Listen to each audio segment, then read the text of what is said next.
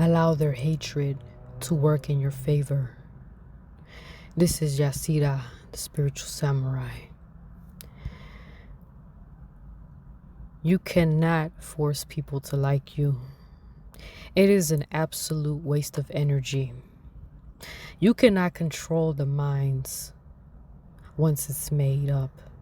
Even if they choose to believe in the truth or lies, people are going to feel the way they want to feel because that is their choice. And even though it's not fair for them to feel that way, we have to put our energy toward making sure that we are right with the Most High and that we continue on our path and listening to the voice of God throughout this journey, because that's what we're going to need as the world continues to go crazier and crazier. We need the voice of God more than anything. And unfortunately, most people don't really understand what it really means to have a spiritual connection with God. Most people, they cling on to religion, but never really understand the spiritual aspect of having communication with higher beings sent by God. Dreams being the best way to communicate from between this realm and the spiritual realm. And not many people have that ability. But for those who do, we are compelled to share some of the things that we've seen when the right time has arrived. And well, what I'm about to do, I'm about to share a dream that I had back in July 30th, 2024. I keep record of my dreams. That's how I was able to remember the date. And so with that being said, I'm going to share this dream because I think this is the perfect time to do so.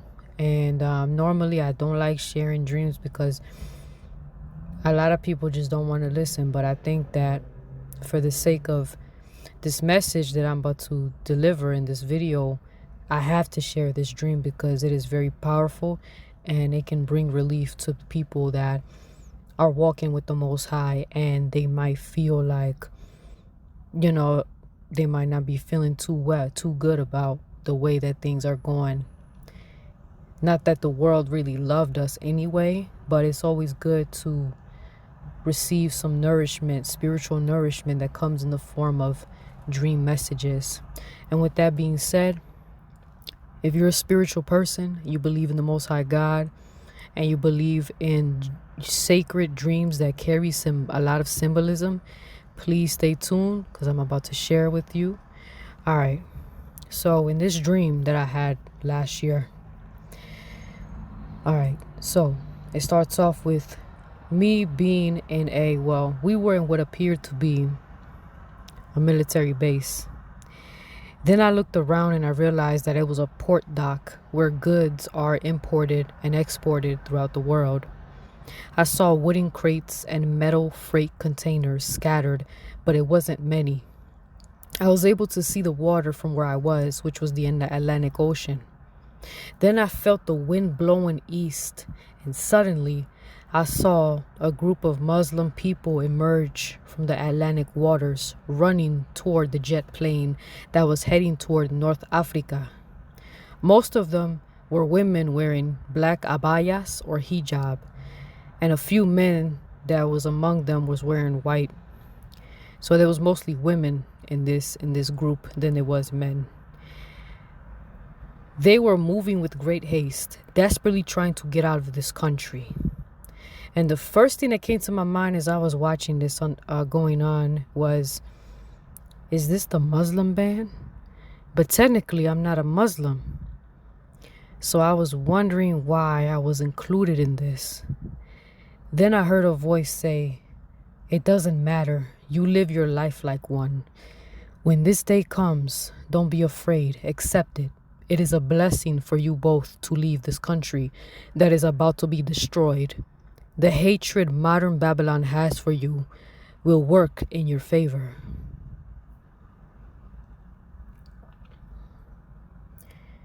And that was it. That was part of that, one of the most significant moments of that dream. And I think those words were powerful. The hatred that this society has for us will work in our favor. So remember those words, meditate on those words, think about your own life and what that means to you, and also allow that to serve as a way for you to transmute all of the negative energy that is thrown at you at the moment. Because to be honest, stressing over all of these issues going on, all it's going to do is drain you of your energy. A lot of this stuff that's pushed, all this propaganda you have, it's quite unfortunate that most people are very easy to control. If you were to look at the average IQ of an American, it's very sad. And with that being said, and considering the fact that America is a developed nation, quote unquote, however, most people that, unfortunately, most of them that I have encountered from time to time, they're just not very well read. They're not very educated on different cultures, global stuff, history, right? Different ethnicities and what have you. The reason why we're having, all the problems that we're having is because of lack of, I don't know, people are just ignorant. They just want someone to hate. They want someone to point the finger at, scapegoat. And also the lack of morality in this society is also another reason why a lot of people that, operate with the light of God are hated. As this society heads toward a moral decline, you're going to see that people like us are going to be heavily spiritually attacked, because people like us are going to become very rare, and we're already targeted as it is, just being who we are. Naturally, we're naturally loving, naturally have these beautiful traits that God gave us. We have strong moral values that center around integrity, loyalty, things like that. But unfortunately, when you look at the culture of this modern society in the West, it's not looking too good. It's looking pretty bad, and you're starting to see, like I said, people really, really hate those who have the light, those who have a moral compass. It gets to a point where you can't even get ahead because you have morals, because they create these incentives, or I wouldn't say incentives, but this kind of like they're gatekeeping certain things, so that the people, it's almost like you have to basically, in order for you to succeed, you have to be corrupt. You have to allow yourself to become corrupt in order to get ahead in certain places, and that's what this society is based off of, unfortunately. And as the moral decline continues, then that eventually this nation is just not going to be the same. We're going to put it like that. So the dream spoke very clearly about that. And you could take it how you want, like I said, but for those who really, really take heed to the message, who really understand what is going on in the world, and you understand your surroundings, you are aware of these things. And here's the thing, all that hatred, the rejection that you're facing, we have to learn to accept and embrace it, because it's been a very long time since we've been on this earth. Not just us, for this lifetime, but our ancestors, whoever they may be for you, they've been living for such a long time. And as you could see, or not just that, but even since the beginning of time, those who walk the righteous path are met with a lot of opposition from the world. The world is going to hate you because of who you are spiritually. And you might think, well, at one point it was ethnically, and I feel like it still is to some degree. It is, but now we're seeing a shift in it being a more spiritual warfare based kind of thing, because there could be people that look similar to you that may not be facing the same opposition because they have chosen to be like the world. They have basically gave into the world. So now you're left there with the only person that's really carrying that divine torch. And it's up to you to continue on, regardless of how isolating it can be. What I get out of the dream is the way I felt when the words spoke to me, saying that I should accept it. I should, accept the rejection. I should be okay with it because, for one, there's no sense of me stressing over people or places that don't want me. Understand the type of spirit, the dark spirits that operate off of this society, the people that the corruption that takes place of in here. It should be actually, this is a good sign if you're being rejected by the darkness, right? The people of the darkness, the corrupt people. If you're being rejected by them, if you're being rejected by a fallen society, then that is a blessing. Because that means that you belong to God. That means that you are a child of God. You carry the light. And it's going to get to a point where, hey, whatever happens, we are going to have that divine protection. But the best way to ensure that you have that is when you continue to really enhance your spiritual gifts by continuing your spiritual walk, getting closer to God, like directly. Most people don't understand what it's like to connect with God on a spiritual level. All they know is the Bible scriptures and stuff, which is nice. It's nice to know that. But you ever thought, once upon a time, there was a time when the Bible wasn't written yet. Yet the prophets walked the path that they walked.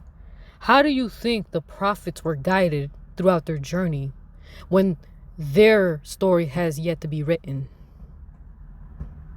That's because that those words that was being spoken to them was being given to them through dreams, visions. It was spiritual. They had a direct spiritual connection to God. They were living their story. Because once upon a time, guess what? There was no books in their names until they lived their life. Until they were the ones that forged that path. And so you have to think, what was guiding the prophets when the Bible was, of course they had the Torah, we know that. But their story, each prophet had a story. It was not written yet until after the fact, So now we have to wonder, what is it that was guiding them through their path? How did they make it through? How were they so resilient? And the Bible itself tells you that's the reason why it was written, is so that it can be like a tangible thing, because humans love tangible items.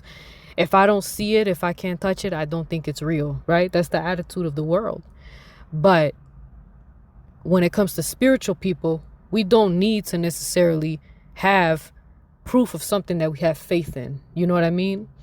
But it's crazy because even though we have the Bible and we have these different books, right? Like the lost books and stuff like that. Some people they still say that there's no proof of God, even though it's there. But on a deeper level, see, that's just the beginning. The books, the holy books, that's just scratching the surface. I mean, and there's a lot of information in there, but the connection to God is even deeper than reading the scriptures and knowing the verses and all that. A connection with the Most High, hearing his voice, right? You have to know how to discern between the voice of God and the voice of deception. And that is an important thing, because the devil is going to lead you astray if you don't know the difference. And that comes with having the spiritual gift of empathy. We use our empathy to read the energy whenever we're in the waking world, in this physical realm, right? We can sense energy from people. We can tell who to talk to, who to stay away from. And also you can use that in your dreams as well. Whenever you have divine, sacred dreams like that carry messages like the one I just shared with you, you have to make sure that you are aware in this dream and you use that gift of empathy to say, okay, can you read the room? What kind of spirit are you, is this coming from? Is this coming from God, or is this deception?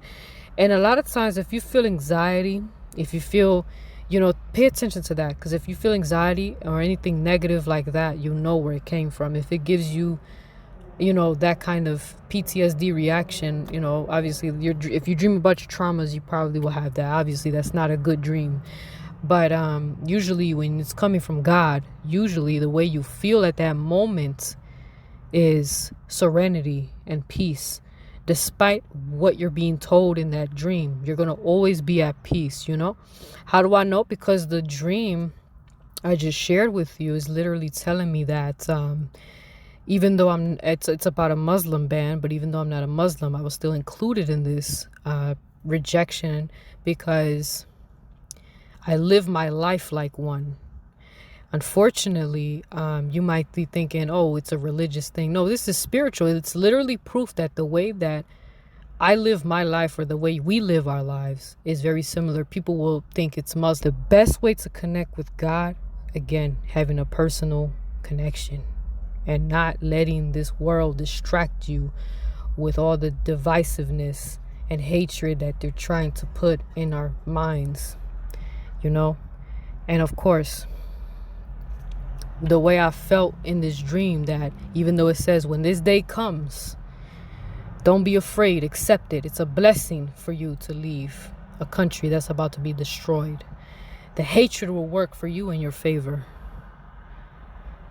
So really think about that. So a lot of times when we face, not just opposition, but even rejection, it's a cliche saying that says rejection is protection, right? That's literally what this dream is illustrating. I mean, the act of being rejected from here, it serves as a form of divine protection. And in real life, how would this manifest? Because is it really going to be a Muslim ban, or is it just people leaving voluntarily before disaster hits? That's what it comes to me. So that's why you have to, again, when you hear the voice of God, you're going to be able to know where to move, how to move, and not have any worry in your heart, not have any anxiety. You're going to be at peace no matter what's going on in this world. You know in your spirit that you're prepared mentally, spiritually, and you have an idea, okay, the symbolisms, the messages that you've been receiving, and it aligns with reality, because it's basically like a prophetic dream in a sense. And when it comes to dreams, I know that it's very metaphorical at times, but it's at the same time it's very clear too, because in whatever form you decide to move, guess what? You're still moving regardless, and there's certain connections that are made along the way, and that's what life is about. Is kind of like figuring out the clues that you run into. But this really tests how spiritually attuned you are. So that's why I encourage spiritual growth, because you're going to need it, because the media is not going to tell you what's really going on. Most humans don't know, right? Most people are like distracted by everything: consumerism, TV shows, materialism. The world will hate us. We've accepted that. The world is going to hate us. It hates us already. But you know what? I think that's a badge of honor at this point, because if the dark, corrupt world hates us, that means that we're in the right direction. So no matter what you're facing at the moment, whatever opposition, rejection of this so-called society that is fallen anyway, take that as a sign that you are absolutely in the right path, and you continue to walk with God regardless of what's happening, and continue to strengthen your spiritual your spiritual gifts, mind, vision, things like that. And you're going to notice that a lot of people are not going to resonate with you, and you're going to have to get used to that. You got to get used to losing people. You got to get used to not being able to get close to people, because most people, like I said, most people lack courage. Most people lack loyalty. And a lot of times, unfortunately, because of the darkness of human nature, most people are willing to throw you under the bus so that they can fit in. People don't want to be alone. And if you're somebody that has no problem with solitude, you are going to grow. Like, you are going to grow exponentially.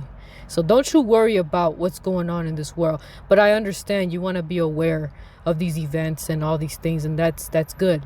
That's good to know. But do not let it control your emotion. Don't let it control your state of mind. You remain still and steady. You remain solid at all times, because you have the power and the light of the Almighty already within you.